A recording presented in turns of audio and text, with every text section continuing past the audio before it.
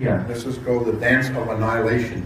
Yaitu artinya tarian peleburan. And this one where you see the deity in the circle with Lord Shiva dancing with the many arms like that circle represents fire. Jadi kita lihat dalam arca itu bagaimana Dewa Siwa di tengah bulatan gitu dan tangan dia banyak dan bulatan itu melambangkan api. Very interesting. And he dances and he plays his tamburu drum. Dan Dewa Siwa mementaskan tarian beliau itu sambil memainkan alat musik tamburu. Dancing and menari sambil memainkan alat musik itu. And the fire is actually coming from his third eye. Kemudian api itu memancar dari mata ketiga milik Siwa. And actually, if you look closely, he's dancing, and there's one dwarf, like Asura, at his feet. He's dancing on top. When you look at that, you'll see that there's one small person, Lord Shiva, is dancing on the top of him.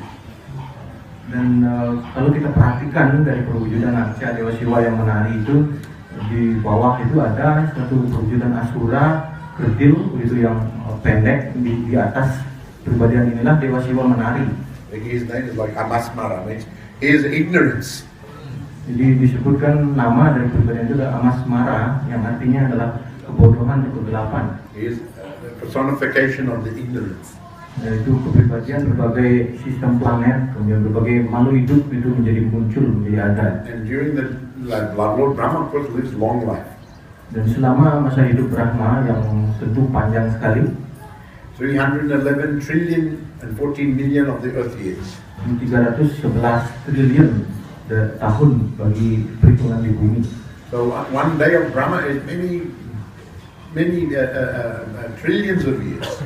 Jadi selama satu hari bagi Brahma itu berjalan triliunan tahun bagi bumi. So during the day of Brahma, there's what's called partial pralaya, meaning partial destruction of the lower planetary system. Jadi selama satu hari masa hidup Brahma itu terjadi juga pralaya sebagian di berbagai sistem planet itu. And then at the end of the day of Brahma, there's one up to just before the heavenly planets' destruction. Dan kemudian pada akhir dari penghujung dari satu hari Brahma terjadi pralaya yang total sampai planet-planet surga. And at the end of life of Brahma, all the planetary systems, all the living entities are Brahma. Dan kemudian pada akhir dari usia Brahma itu seluruh makhluk hidup dan seluruh manifestasi alam material itu dilebur. So Lord Shiva assists with the pralaya. Dewa Siwa ini berperan untuk melaksanakan tugas pralaya. Also, it is said in the bottom of the universe, Anantasesha, from his hoods the flames come.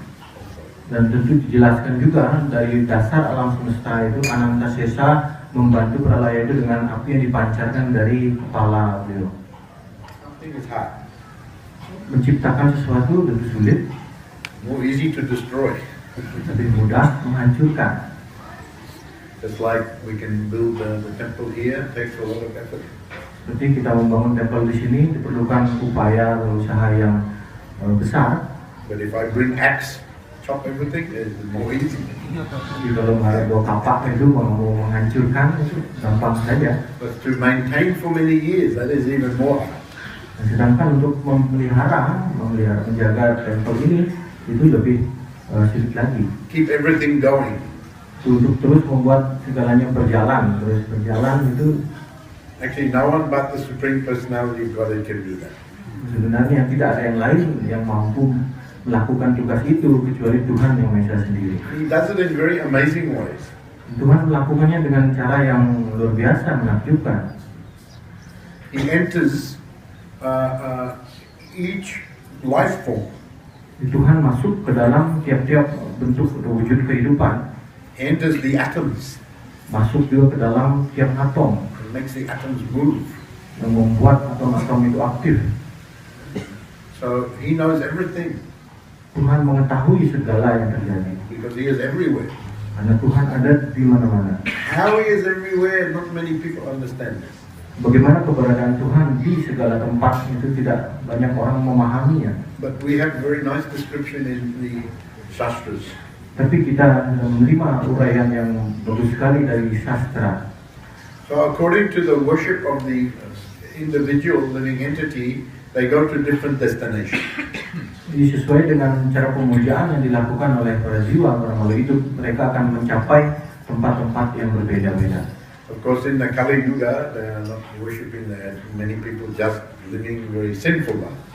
Itu sedangkan dalam Kali Yuga ini orang sebenarnya tidak melakukan pemujaan tertentu, mereka hanya menjalani hidup yang penuh dosa. So in the Devi Dam, the material world, there are different levels of the planets. Di Dewi Dharma itu ada dunia material, ada juga planet-planet atau tingkatan-tingkatan planet. So what is the top planet of the material world? Di planet tertinggi di dunia material adalah Brahmaloka. That is the top Brahmaloka planet. Many followers of Lord Brahma, liberated souls are there. Di Brahmaloka, itu yang tertinggi di planet material. Itu di sana tinggal juga insan yang terbebaskan. And then below, di bawah Brahmaloka, Satya Brahma is saying, itu juga di sana. he is a murderer of so many people, of so many innocent animals. He gets extreme punishment. Misalnya dia sebagai pembunuh, untuk membunuh banyak manusia dan juga banyak binatang, akan menerima hukuman berat di sana. He is punished even to the point of the death. Dan dihukum di sana bahkan sampai mengalami kematian di sana. And the Yamaduta is bringing again to life and again punished. Sampai mati di sana dihukum, dihidupkan lagi dihukum. It's like if someone gets the punishment of the whip. Seperti kalau orang dihukum cambuk, If the whip becomes unconscious, so much pain. ini dari cambuk itu kemudian pingsan, tidak sadarkan diri karena saking sakitnya. Bring him to life again. Kemudian dihidupkan lagi, disadarkan kembali. And then whip again. Setelah sadar, dicambuk lagi. In the doll, they show by the doll, you can walk through, and the doll shows the punishment of the Yamadutas. Jadi pernah ada di Singapura itu yang disebut Karma Garden atau Taman Karma.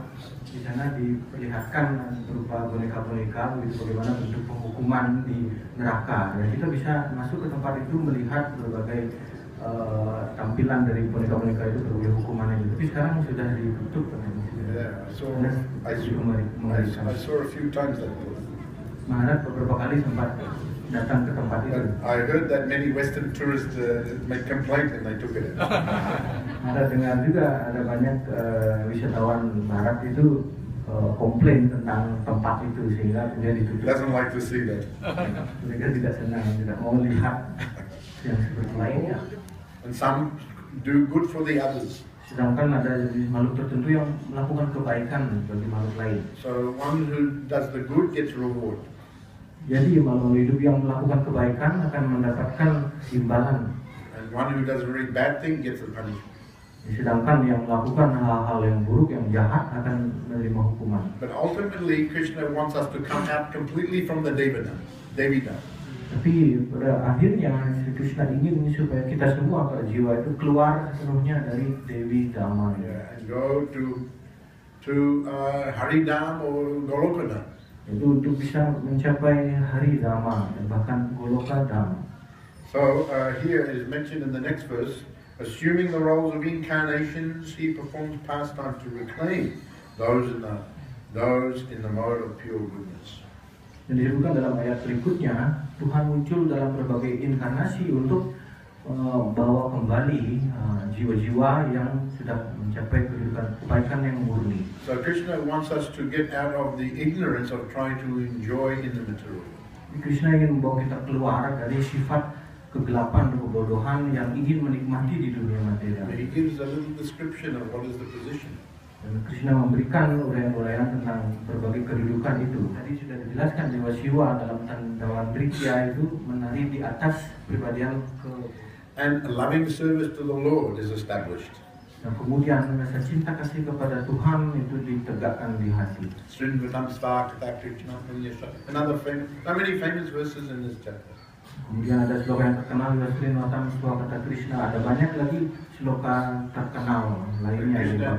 Krishna is within our heart as Paramatma, trying to bring us to the proper position of the Sudasattva knowledge. di Krishna yang ada di hati kita itu membawa kita kepada pengetahuan sudah satwa itu murni. Sususho Shadalanasya. Again, so many, by rendering service to the great devotees, one's heart is completely cleansed. Ya, dan juga sloka Sususho Shadalanasya. Jadi dengan mempersembahkan pelayanan kepada jiwa-jiwa yang agung, itu hati disucikan. It's like I was reading some of the Ramayana. Jadi Maharaj membaca kisah Ramayana, where Vishwamitra came to visit Lord King Dasaratha. Ketika Vishwamitra mengunjungi Raja Dasarat. And he said that I'm very blessed that you have come here. Raja Dasarat mengatakan, saya terberkati hari ini Anda sudah datang ke sini. By having your presence, I've fulfilled even more than visiting all of the holy places combined. Dengan hadirnya Anda di sini, saya mendapatkan manfaat yang lebih daripada saya mengunjungi semua tempat suci. So we should have one pointed